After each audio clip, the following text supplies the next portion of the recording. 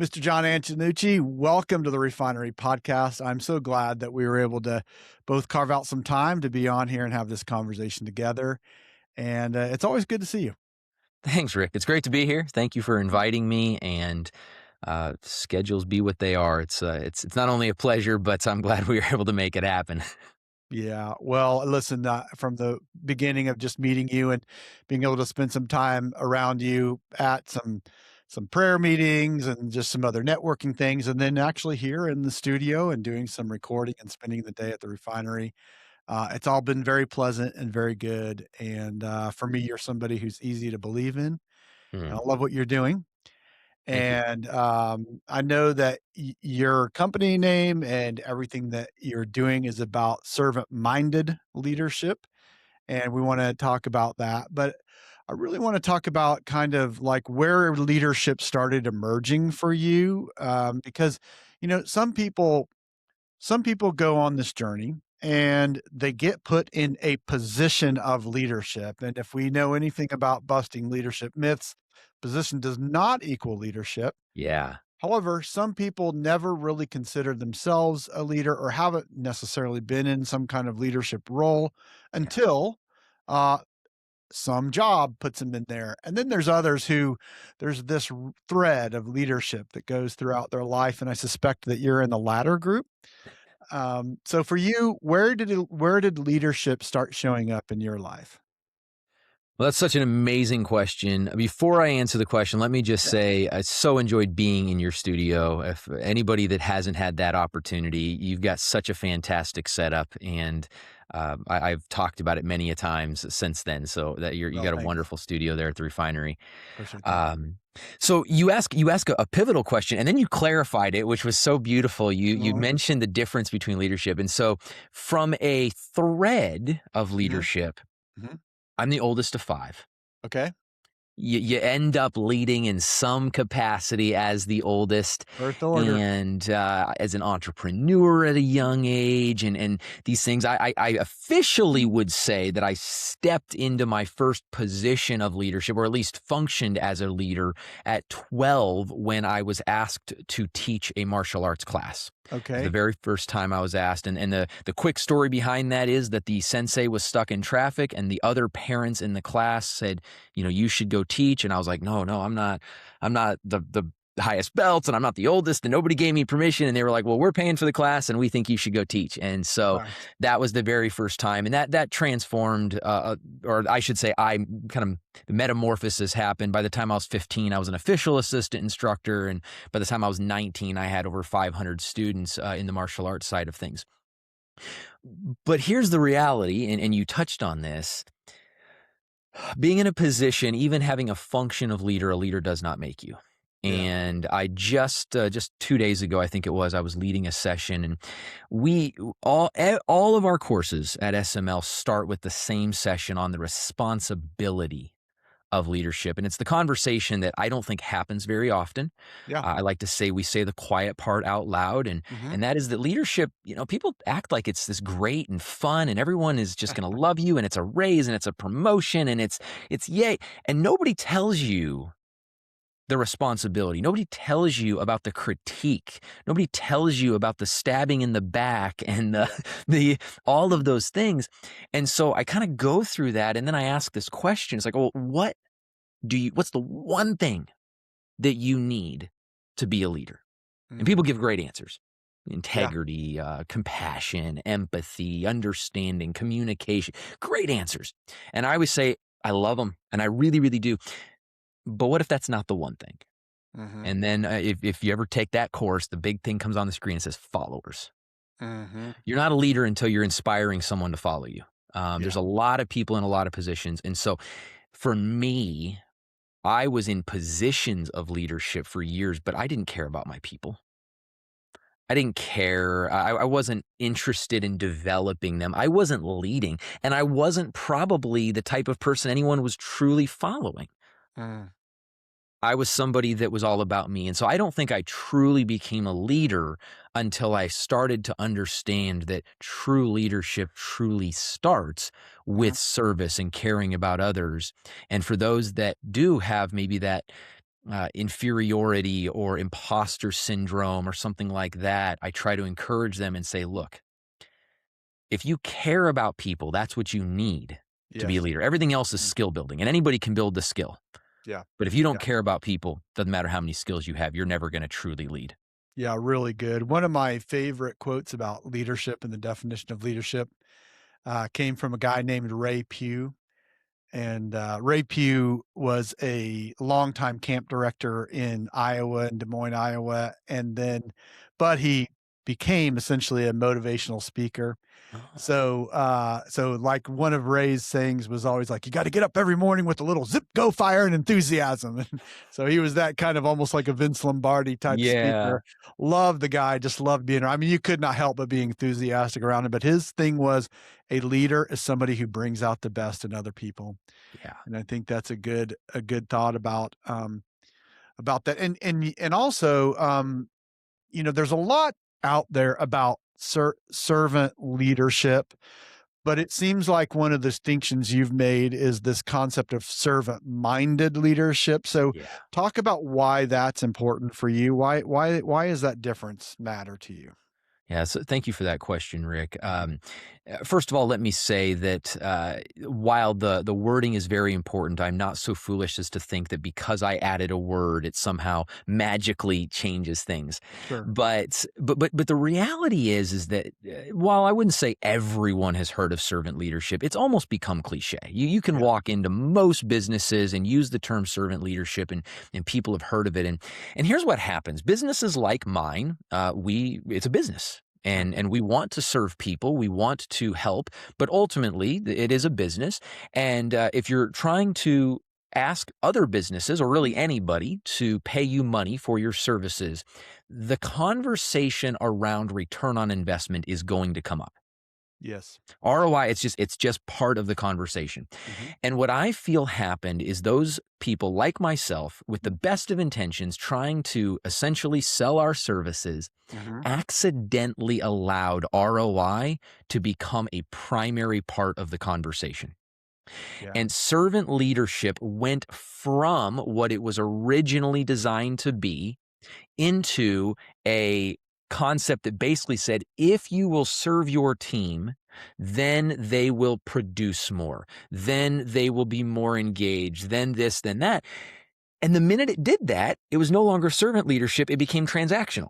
You're It right. became Yeah. quid pro quo. Mhm. And so the mindedness that we have injected is designed to remind us as leaders that we are making an impact on the lives of those we lead. That is not a question. That is Yeah. firmly established psychologically, sociologically, experientially, all of the leads. Yeah. It has been established. The question that remains is whether or not that impact is positive or negative. Yeah. And it's a mindful awareness that our first priority is to our people.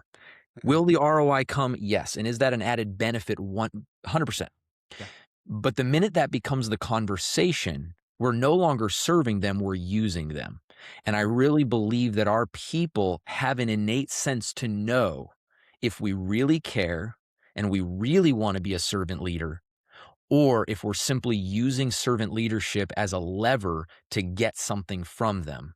Yeah. And so the call of servant-minded leadership is to be mindful of the opportunity we have to make a positive impact in the lives of those we lead, Mhm. and leave it at that. Nice. You used a key word there, or a phrase that people really want to know that we care. I've noticed in life, I remember I had this class and this guy, the teacher said, there's three kinds of people in life. There's your productive people, your unproductive people, and your counterproductive people. And he described, what each of them looked like, which was hilarious, because, the unproductive people were just the hippies, like, there for the good time, right? That was his way of saying it. Anyway, I think in a workplace environment, yeah, there's gonna be people that they really don't care whether they perform well or do good, but I would you agree that, like, the majority of people, they really do care how they perform? They Absolutely. wanna do well. They wanna succeed. In 100%. other words, when you think of the transactional ROI, the things that the company needs, the indicators that they're looking for, people want that also, and you Yeah. use the word care, like, people wanna know that we care about them. What do you think in the workplace today, besides knowing I'm doing a good job, what do you think people want in a workplace? So this is going to sound foo-foo, so bear with me for a Okay, second, but lay it on us. but we talk in one of our sessions on nurturing, we talk about the 3 aspects of nurturing that any leader should be bringing to their team. And I think people want to know they're going somewhere. They want to know they're part of something bigger, but they also want to know that they are part of it, not just you're this big organization and you're a tiny cog. No, I'm making a meaningful impact. So we do that, I believe, through seeing them as a person Mm, before seeing them as we'll call it a position filler.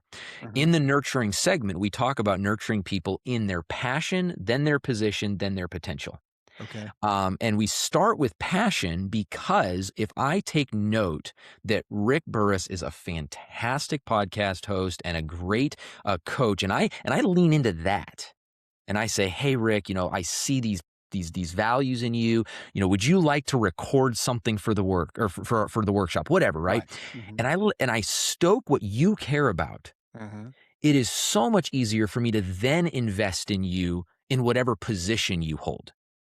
yeah, Hey, Rick, well said. this is your job, but I've already invested. I've already built emotional equity with you because I care about you as a person. I see you as a person. And then I can also see you as somebody that can strive for excellence in your role. And then, of course, every leader, I think, probably has this general concept that we also have to see bigger than they do. Like, I see you doing bigger things Yes. than you can even see for yourself. But I really think to be seen is the idea, and seen as a person, and then seen as a contributor, and Yeah. then seen as an achiever, in that order. It has to be in that order. If we mess that up, we start with just seen as a contributor. You Mhm, don't care about me. You care about what I can do for you. yeah. If only as an achiever, you don't care about me. You only care about how I can benefit down the road. But if I see you as a person first, then there is a real opportunity to impact you in a number of ways positively because it starts with that nurturing mindset of being seen. Yeah, really good. When I hear you say that, the word that sounds like it accompanies all of that "seen" part is valued. Yeah. In other Yeah. words, it's not just that you're aware that I'm here, it's that you're glad that I'm here. You Absolutely. want me to be here and you're happy with what I bring to this equation, Yes. right? Something and that it's unique, like you get it because, yeah, if I'm just a contributor, guess what? I could leave and you could get another contributor. I Exactly. think people love knowing like I'm appreciated for something unique that I'm bringing, right? 100%. I remember this was, my goodness, 20-ish years ago, talking with someone who, frankly, was underpaid and underappreciated even, Mhm. but he was well aware he was the only one that they trusted to do that job. And Mm, the fact that he was seen as a invaluable individual for his skill set and everything else, he was disenfranchised by not being seen as a person sometimes. right. But knowing that he was valued, that honestly, he stayed in that job way longer than he should have. He really should have left. Yeah. Like, Yeah. his best choice was to leave. But Right. because he felt valued there, he stayed. And there's, again, we don't want to go quid pro quo, but if we'll just see people for who they are, the positive impact can be immeasurable. Oh, that's great. That's great. So you obviously this concept of servant-minded leadership is enough for you to have named that name your company that and also written the book about that, right? So what was it like I'm curious about that moment at which you go, I think I need to write a book. Mm. What was tell me about like what was the impetus of the idea of a book? Where'd that come from? I think the impetus, just fully transparent, is everybody and their dog saying you need to write a book. If you're in the, I'll call it the consulting space, although we're more in the training space than consulting, but everybody says that. And frankly, I kind of, whatever. And one day I just kind of started to sit down and look at some of the things that I was already writing Yeah. and some of the materials I was putting out there. And the book, you mentioned it, it's called Servant-Minded Leadership, How Mindfulness Changes Servant Leadership. It's been out for, I don't know, 6 months or so now, Mhm. and I'm not convinced that we're not still 10 years too early, because I Mm. think if I'm being Okay. completely just vulnerable with your audience, Yeah. and I actually have a copy here, so you got Yeah, the let's book see. here, Yes. but if I'm being completely vulnerable with the audience, this is kind of my philosophy on leadership. It takes us through the journey of what servant leadership started as and all of its positive attributes. Mhm. It continues by saying, here's how it accidentally got screwed up. Mhm. And here's where it should be and how we can execute. We always want it to be executable. And some things I Right. probably did right in the book would include every chapter has a one-page summary at the back for the busy professional that Yeah. just wants a quick bite with Yeah. 3 key takeaways on their Right. way out the door. Um, but the reality is it's my philosophy on leadership. Yeah. It's my thoughts and just me trying to pour out this vision that I have for what it means for us to really serve our people, not with expectation of return, but of expectation of investment, of pouring in or pouring out into them. And I have a feeling that people would like to see. I mean, my company's been around for 3 years. I think they want it to be about 10, 15 years before they start caring about my philosophy on Right. leadership, Yeah. if I'm being really honest. Yeah. But that's what it is. It's just me sharing. And I'm grateful for the people that have purchased it. And I've been able to speak at some conferences, and we gave them away at those conferences. And it was a labor of love. It was a much longer labor of love than I ever would have anticipated. But I've been so happy to know. In fact, I got a LinkedIn message just the other day from somebody at one of the HR conferences I spoke at who purchased my book there. And she said, I was on the plane, I was reading your book, and a lady next to me asked about it. And we got into like a 2-hour conversation. She said, I gave her my copy of your book. I'm going to order another one. I was like, no, no, please give me your address. I'd love to replace that book for you. But it's cool when those things happen, because maybe it's Nice. 10 years too early, maybe it's not, but the conversation is very relevant.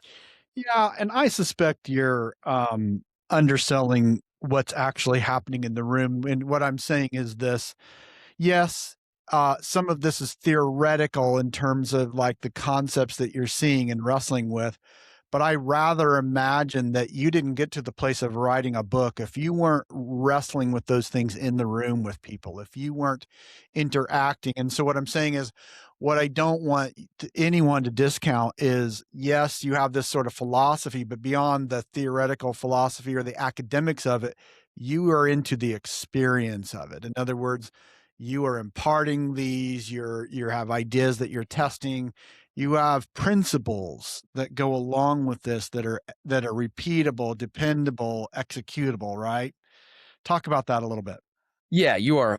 Thank you. And you're right. It's very important to me, and then all those that are part of SML, that everything we are providing, including the book, is executable. If it's not real world, I think there's a lot of philosophy out there that people gain intellectual value from, but when it comes time to put it into practice for their team on Monday morning, it's like, how do I do that? And Yeah. so you're absolutely right. It's the concepts that not only have I wrestled with in frontline and middle management and even into the executive levels, but it's the stuff that I get to hear about every day as we serve our clients. And people say, "Well, hey, what about this? What about this nuance? How do I address this?" I did a session on ownership, and someone goes, "That's great." He said, "I'm really trying to model that, and you gave me some good things to think about, but how do I get my team to take ownership?"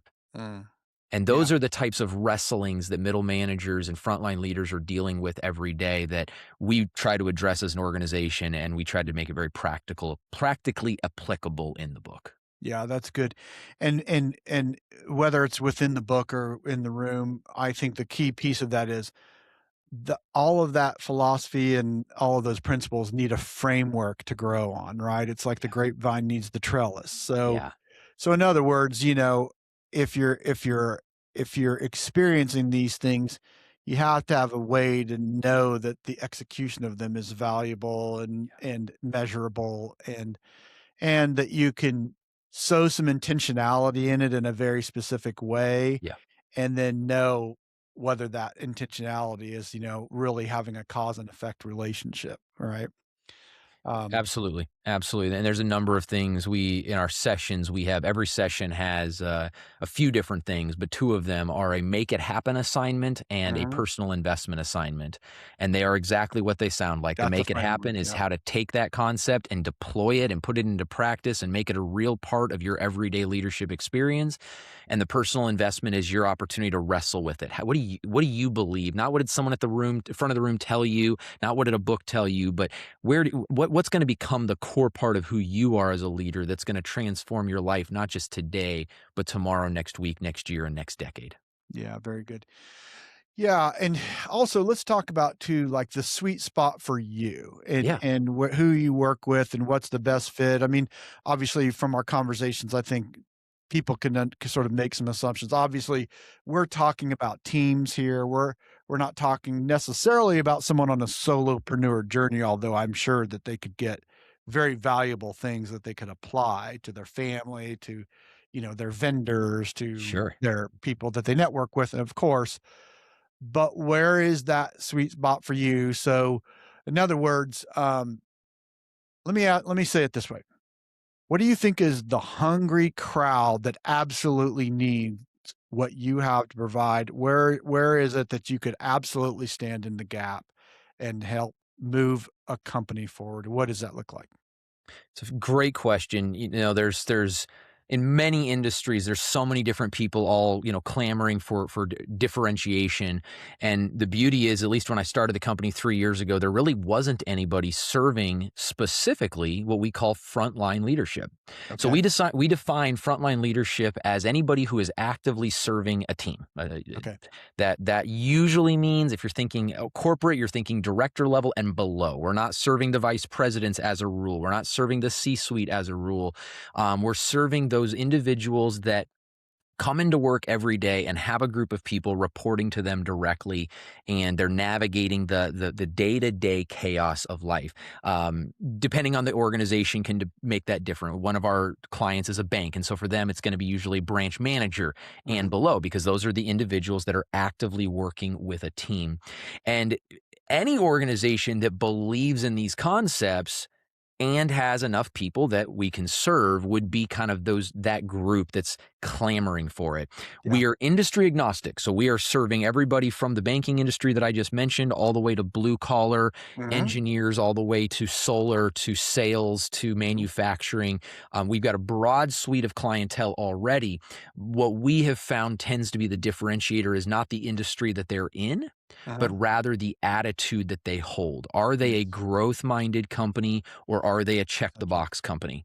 That's interesting. Um, you're right. Solopreneurs, I mean, we do have technically one thing they could enroll in, but ultimately they're trying to build a business. And Yeah. honestly, this is your podcast. You're the best person for them. If I got a solopreneur that needs help building their business, I'm sending them to Rick, Yeah. because that's your sweet spot to help them build their business and become leaders in their industry. Once they have 4 or 5 people working for them and they're trying to Mhm. figure out how to balance being a plumber and a leader, Yeah. let's have them enroll in our introduction to leadership cohort. That would be fine. Even better when they're at 50 people and they've got 4 or 5 people managing little teams. Those Yes. 4 or 5 people is usually who we're going to be able to serve the best. Yeah. We really stay focused on that frontline leadership. And it's not because we can't serve anybody else, it's because that's where we can add the most value. And Mhm. I believe you can talk to any of our clients and they would say that we that's where there's both hunger, but also where we're quenching the thirst, and Yeah. we're making an impact. Yeah, so let's talk about the differentiation of that. So, there's that size of a company probably has a founder that Mhm. perhaps, depending on the industry, they once did everything, and now they've got enough distance between themselves and the ground level work that there's maybe even a buffer level in there. Yeah. Let's talk about some of those differences and why understanding these differences matter, because it's not all one thing, right? That's exactly right. So you work with founders, many people work with executive leaders, and at the executive level of leadership, which is where most leadership development is focused, Yeah. It's vision casting, it's strategy, it's Hmm. decision making. There's some communication in there. Communication's everybody, right? Yeah. But these are the things that the executive needs to be working on, needs to be honing, needs coaching, needs third party perspective, needs all of those things. Yeah. There's nothing wrong with that. I'm so happy there are magnificent people like yourself that work with those people. Hmm. But at the front line, let's just be very honest. We don't want them to be strategic because the chances are they're going to go against the strategy that's coming from the top. Hmm. We're not really looking for them to be very visionary, maybe ingenuitive, but not Hmm. really visionaries. Yeah. What we need for them to be is relationally adept. They need to know how to deal effectively with their team. They need to understand how their attitude is going to impact the output of the entire team. Hmm. They need to understand the fact that if they can't display ownership and they're going to pass the buck, their team is never going to get anything done because they're going to be so afraid and it's going to be all cover my backside Yeah. that we can't actually make any good choices. They need to understand how to effectively delegate and not just look for someone to pawn tasks off on, but to look for the right person to give the right roles. Big one. This is a huge challenge for most frontline leaders. They need to understand how to have those hard conversations in a real world way. There's a lot of systems that would be great if everybody was reading off a script. Right. Rick, I noticed you did X. What did you do that for? Well, John, I was thinking, like that. What about when Rick gets angry because I'm calling him out on something, right? Right. Real world remediation. And so these are the skills that, for the most part, the frontline leaders need to focus on Hmm. while the executives are taking care of the vision of the business and driving the ship or the car or whatever. Yes. The frontline leaders, they're working on the day-to-day people skills. And Yeah. one author said, I would love people if they weren't so people-y.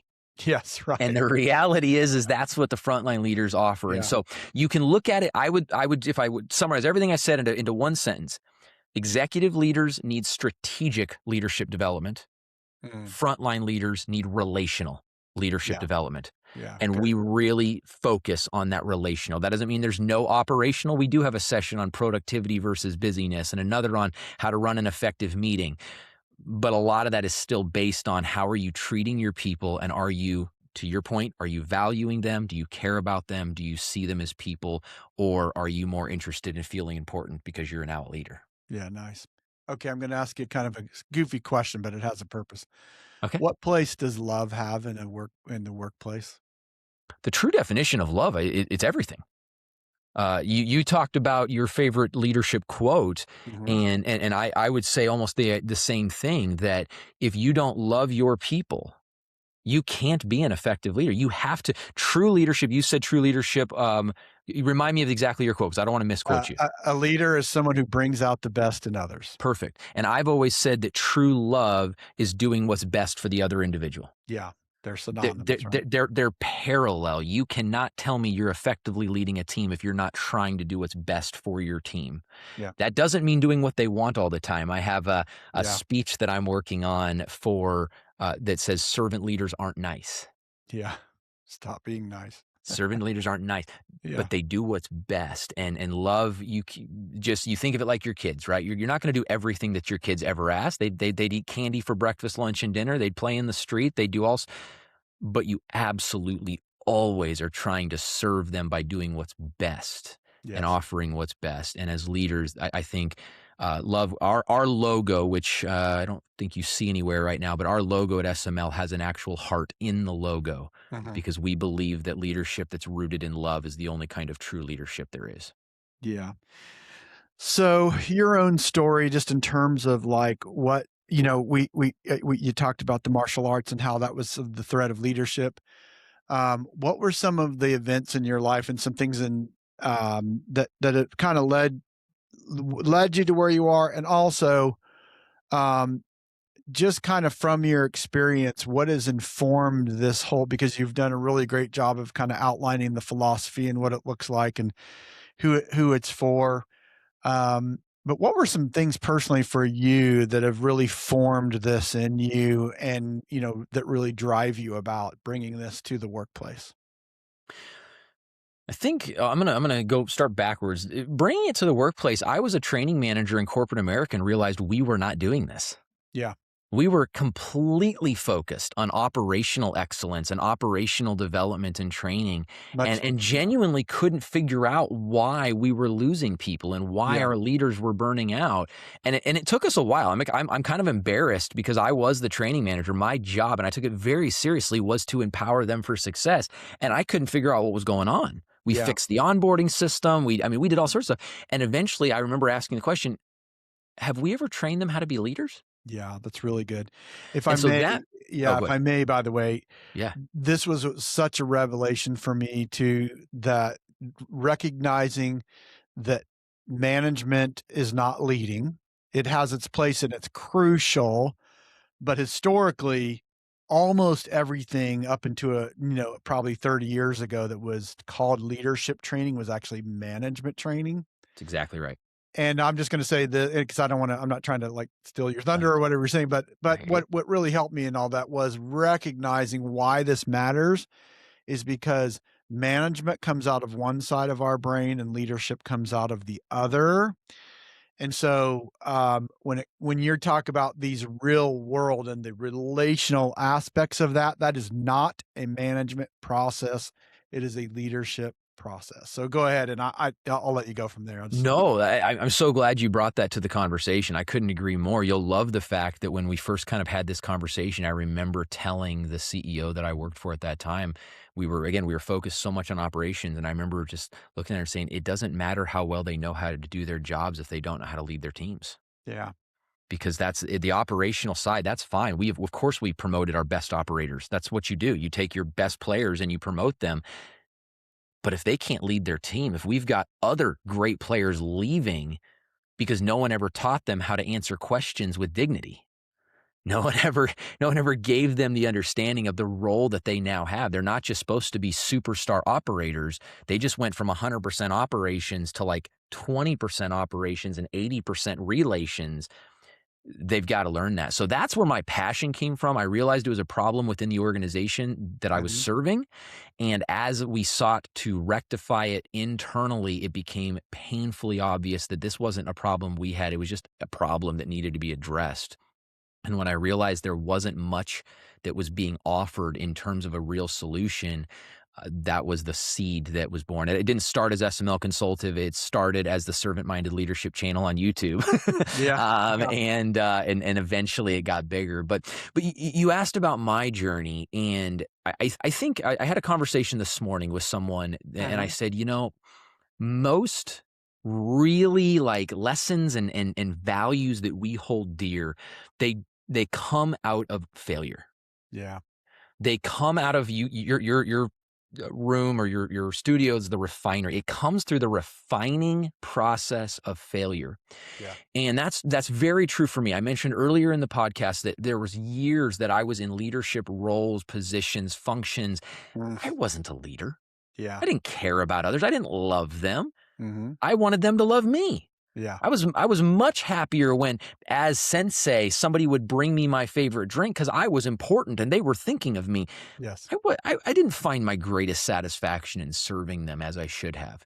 mhm, And for me, that everything I said earlier, I was an assistant instructor at 15, and then I became an instructor at 19, and I had a lot of success. Like, there's a lot of parents out there that would wish that their 19-year-old kid was a full-time martial arts instructor with an office job, his own house, his own truck, blah, blah, blah. And yet, despite all that success, I lacked the courage, the character, and an integrity that is actually required to be an effective leader. isn't that interesting? And Yeah, that lack of internal fortitude manifest in a really cataclysmic way when I made the absolutely stupid decision to go with 3 of my friends. We had this just terrible idea to light a fire, and my best friend who struck the match did not make it out of that fire mm, alive. yeah, yeah, And lighting a fire is called arson according to law. That's mhm, a criminal offense with serious consequences. And when somebody dies in the process, as my friend did, it gets a whole lot more serious. yeah, And the consequences for me as a part of that was a 14-year prison sentence in the Arizona Department of Corrections, mm, where I used the time well. The time was redeemed, but I had a lot of time to think about what those values were that I was going to Yeah. carry through my life. Mm. And I could talk for the next 2 hours about that journey, and people have Yeah. lots of questions, and I'm happy to Well, answer them. a true refiner's fire for It sure. really was, Yeah. and it caused me to address the internal issues, Hmm. and then as I did, it gave me the opportunity to also help other people, and while I was there, I got to build something we called inmate peer programming, which was a peer-based rehabilitation program. Over Hmm. 10,000 inmates went through that program while I was incarcerated, and Wow. got some really cool opportunities to just serve. But a point that sticks out, and it's hard to sometimes point like this is when I adopted the service mentality, right? Sure. Like it'd be nice if I could just be like on day 719. Yeah. I wish that was the case, but what I can tell you is that there's little tests that happen in our life Hmm. that help us see where we truly stand. And sometimes they expose flaws and sometimes they reveal positive attributes. And one that was a positive attribute was I was leading a team of about, I think we had 11 or 12 people. We had like 30 active programs on that unit. It was a really full-fledged, burgeoning um, programs and rehabilitation department. And we had created new, we'll call them badges that allowed us to kind of go into the buildings and serve as mentors and kind of peer counselors for the other Hmm. inmates on that unit. And I was the one that created the badge. And on the back, it said, "How can I serve you?" Mm. And I got a lot of kickback. That's not a word you use in a harsh environment like prison. You Well, don't right. talk about serving people. It's a dog eat dog world. Hmm. And I had someone come and they're like, "Hey, I just want to say, like, I don't know, like, how do you think people are going to feel about this?" And I looked at him square in the eye and I said, "That's the way that I'm going to run this department. And if you Yeah. don't want to do it, that's fine. Like, I'm not even mad at you. I get it. Hmm. But if you want to be a part of this department, that's the attitude I expect you to hold." Yeah. And that moment where the peer pressure was not enough this time to get me to go down the wrong road showed some transformation from where I was years before, Right. where I went with the wrong people to do the wrong thing and had catastrophic consequences. So Mm. Yeah. had a great opportunity to serve there, got to do it again in corporate America after I got out, became a training manager, eventually became director of revenue for that company, which gave me even more leadership experience with different levels underneath me and different things like that. And now it's just a blast serving companies and helping bring some of those real world experiences that can, I don't know, they can only be taught through that refiner's fire that you brought up earlier. Yeah. Yeah. Well, by the way, thank you for trusting me and the people listening to this with that story. And Yeah. also, there's so much that I can see in it of in the face of tragedy, that there's redemption and that there's a purpose. Like I could just feel purpose being woven in that sort of refinement Yeah. is not this kind of like, let me just, rub your nose in it. It's like, hey, no, a little bit that way. All right, now a little bit that way. And Yeah. the little bits, sometimes they're a feather and sometimes they're a two by four, right? That's Four by kind four. of that's Bam. yeah. So, but we're being led, right? Yeah. There's something else going on there. Yeah. And what an interesting moment too for you to say, no, this is the way we're gonna go, because to me, that was you being fully aligned with your creator and sort of the spirit of your of him, and Yeah. where what he was intending for you all along, right? Yeah. So even when you were in the dojo and as you move forward, and like, hey, look, the thing is service, man. If you want to be the greatest, be the servant of all, right? Um, so good for you for listening and continuing to listen and going through the pain and, and the persistence. Yeah. And clearly, of the many gifts that you've been bestowed, speaking is one of your gifts. You are an incredible and excellent communicator. And so to that end, I know that you've had plenty of opportunities to speak, but I know that there's more stages that need you to be on them. Mm. Um, in terms of speaking, and just someone they need a speaker. And I know that there's going to be a wide variety here, but what do you think? what do you think are the right people that might be looking for a speaker that'd be like, yeah, they need to connect with you and bring you onto Mm. the stage? You're the first person to ask that question. That's a fantastic question, Rick. I think there's a dichotomy on what they're looking for, right? On the Mhm. SML side of things, we offer speakers, myself included, as well as others. And if you're looking for professional development or any sort of inspiration, we've got you covered. But for me, if you're looking specifically like, hey, Jon is the person, we want him on the stage, I think there's probably 2 to 3 groups that are going to really find a lot of value. Group number 1 is going to be a group that has heard the same basic business failure and overcoming story over and over again in different, the bankruptcy, I lost my business partner, whatever. And there's nothing wrong with those. I'm not trying to diminish the people that have gone through that, but it's kind of recurring. And so if they're looking for a speaker that maybe has gone through something different that maybe they've never had on their stage, Mhm. I think that they're going to find a lot of value in my story, and the way that I share it with their audience, I think they'll really appreciate, because there's some ways we've developed it over the years that really allows it to make a bigger impact. Very nice. Um, Group number 2 is groups that are currently pressing through really tough scenarios, and specifically maybe scenarios with we'll just call it disenfranchised or other populations. So whether that's people that are actively working with underserved communities or prison populations or addiction communities and things like that.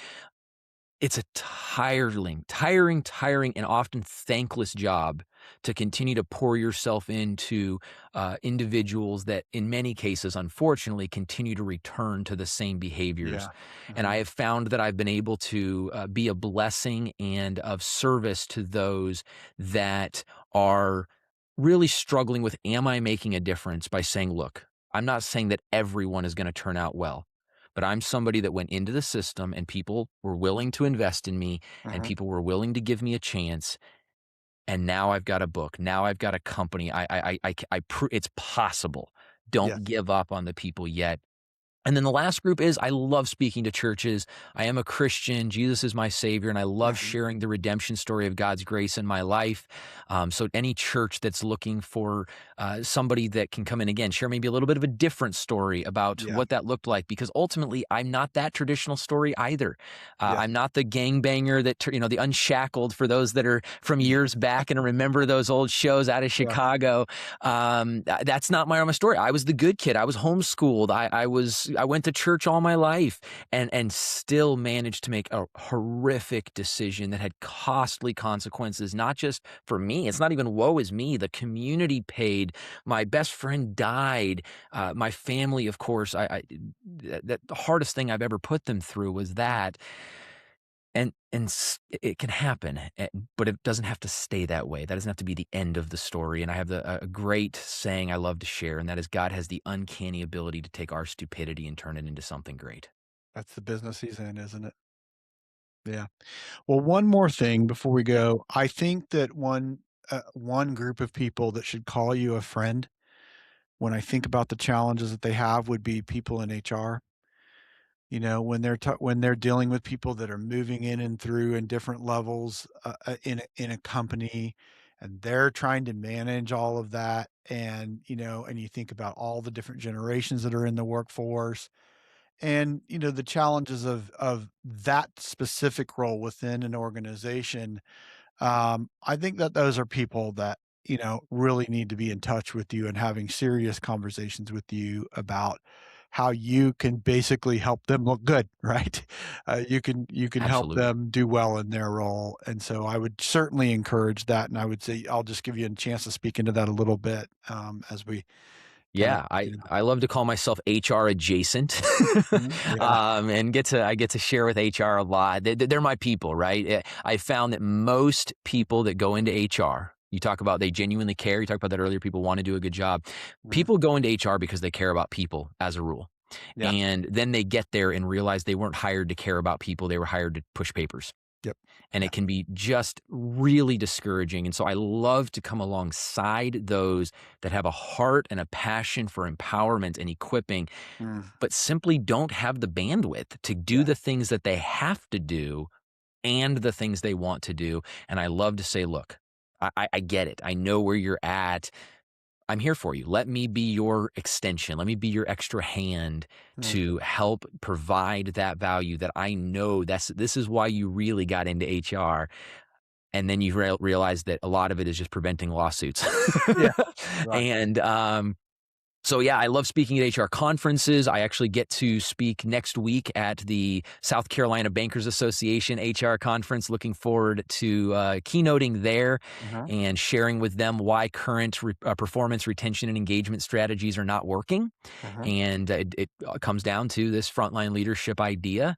And I look forward to that. And anybody that is in HR, whether you want help from SML or not, you're my people, and I'd love to connect with you. Yeah, that's great. Well, one thing we're going to do is make sure that as this goes out, people have a link to get to you, and especially and including a link to get to your book, and so that if nothing else, they can start there.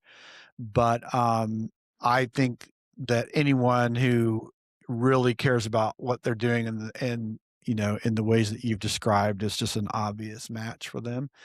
And for me personally, I also love the idea that, maybe there's some kind of workshop or something that you and I could do together and I'd love provide to. value, collective value to the right people at the right time. And so I think there's some openness there. And just thank you so much for taking the time to get on here and be a part of the podcast and, for everything that you've sort of invested into this conversation as well. It's been an absolute honor and privilege. I've enjoyed every moment of it. Outstanding. Bye for now.